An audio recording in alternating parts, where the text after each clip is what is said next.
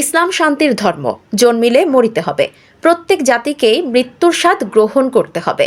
চিরন্তন সত্য এই প্রতিপাদ্যকে সামনে রেখে সাভারের কান্দি ভাকুর্তা বাইতুল ফালাহ জামে মসজিদে জুমার নামাজ আদায় করে এলাকার মৃত ব্যক্তিদের স্মরণে এবং বিভিন্ন রাষ্ট্রে নির্যাতিত মুসলমানদের শান্তির কামনায় দোয়া মোনাজাত অনুষ্ঠিত হয়েছে।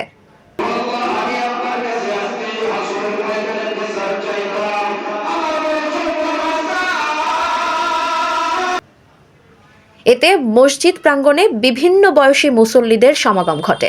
এ সময় মসজিদের পেশ ইমাম ও খতিব আলোড়ন সৃষ্টিকারী তরুণ ইসলামী বক্তা কারি মাহমুদুল হাসান সিদ্দিকী পবিত্র কোরআন হাদিসের আলোকে গঠনমূলক আলোচনা, আরবি মাসের তাৎপর্য সহ নবী রাসূলদের জীবন কাহিনী উত্থাপন, দেশ ও জাতির কল্যাণে শান্তি কামনা করেন।